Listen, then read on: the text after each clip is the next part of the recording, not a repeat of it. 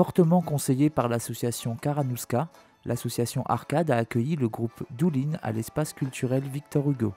À la veille d'une tournée de 3 jours en Allemagne, les 6 membres du groupe sont ensemble depuis 2005 et ne vivent aujourd'hui que de leur musique. La musique irlandaise apporte cette authenticité acoustique et puis bon, je crois qu'aussi il ne faut pas oublier qu'elle est à la source de beaucoup de musique occidentale, puisque les Irlandais sont partis aux États-Unis, de là est né quand même le rock, la country, du rock est né la pop, et je crois que ce retour, les gens, même s'ils ne le perçoivent pas directement, ils le sentent au fond d'eux-mêmes. Toulousain d'origine, ce sextet n'a pas choisi son nom de scène de façon anodine. Le nom du groupe, ça vient d'un petit village en Irlande. C'est un village où il y a pratiquement rien. Il y a 4 maisons et 3 pubs, on va dire, pour résumer. Et c'est un peu, on va dire, la Mecque de la musique traditionnelle irlandaise. Il y a beaucoup de musiciens traditionnels importants qui sont implantés là. Et on peut y voir des bonnes sessions. Et voilà. Puis c'est à côté des falaises de Moher en plus, donc c'est pratique. Voilà.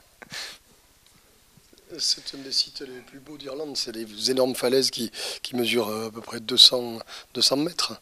Voilà, c'est vraiment... ouais, c'est un des sites touristiques les plus visités d'Irlande. Ouais, c'est très beau et très sauvage. C'est ainsi qu'une salle comble a pu apprécier la French Touch Irish Music, d'abord avec le groupe Sligo, qui s'est fait une joie et un honneur d'assurer leur première partie, puis avec Doolin, actuellement considéré comme le groupe le plus novateur en termes de musique irlandaise. On ne joue pas la musique irlandaise de la même façon que les Irlandais, parce qu'on a notre background en France, et puis, comme je l'ai dit, puisqu'on est aussi musicienne de tous horizons, pop, jazz. Donc voilà, on a une façon de jouer la musique irlandaise qui est chez eux un petit peu exotique et qui leur plaît. Habitué des concerts en Irlande, le public ne peut que constater l'étendue du talent de cette bande de musiciens. La communion d'un soir avec Catnum a peut-être scellé une nouvelle aventure pour les protagonistes de cette belle soirée de concert à l'espace culturel Victor Hugo. On espère revenir le plus souvent possible. Cette région, il y a le Luxembourg juste à côté.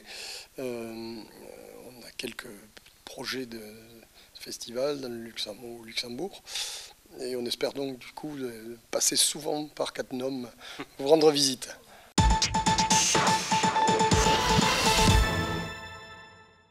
On fait la fête de Saint-Martin. C'est une fête de tradition allemande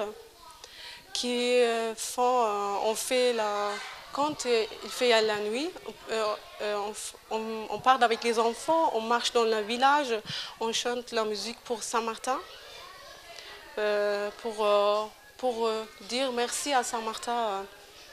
On fait la lumière, on chante pour lui. Un soir d'hiver, près d'Amiens, Martin, officier dans la Légion romaine, rencontre un mendiant tremblant de froid. Il lui donne sans hésiter son manteau, a une révélation de la foi et se convertit au christianisme. Il deviendra évêque de Tours et son geste est devenu le symbole du partage. On est bien content d'avoir tous les parents. Je remercie vraiment les parents, Yeshim, Nathalie, la mairie, aussi le policier municipal qui nous a suivis pour la sécurité, et aussi le canal local forcément qui est venu, qui nous a suivis sous la pluie, sous toutes les intempéries, donc Lorraine. Voilà, je remercie tout le monde. En Allemagne, la tradition veut que Saint-Martin prenne la tête du cortège juché sur un cheval et que le défilé finisse autour d'un grand feu. À Zenzich, on s'est surtout concentré sur la confection des lanternes, sur les chants et surtout sur la brioche en forme de bonhomme offerte à chaque enfant à la fin du défilé.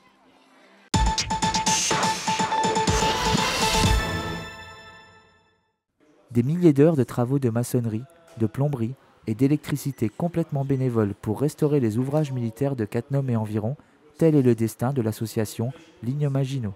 Des passionnés dont le seul but est de montrer aux autres passionnés ou aux curieux de passage la formidable modernité de bâtiments construits dans les années 30. Fin d'année 2013, nous avons entamé de grands chantiers, réfection de l'échappement d'un groupe électrogène, réalisation d'un point d'accueil pour les visiteurs. Ces grands chantiers seront terminés au cours du premier semestre 2014. Artisans du patrimoine, ouvriers de la mémoire collective, les membres de l'association s'investissent également dans l'organisation des visites des ouvrages tous les week-ends. En 2013, l'association de la ligne Maginot du secteur fortifié du bois de Cattenom a enregistré environ 700 visiteurs. C'est une petite baisse par rapport à l'année précédente, mais nous avons réussi à maintenir notre stabilité financière. Pour améliorer la fréquentation sur les sites, l'association souhaite renforcer la signalisation routière et améliorer l'accueil des personnes à mobilité réduite. C'est pourquoi une aide financière a été demandée à la municipalité et à la communauté de communes de Cattenom et environ. En attendant, le travail ne manque pas sur le terrain. Rendez-vous sur forticat.com pour en savoir plus sur l'état et la visite des installations.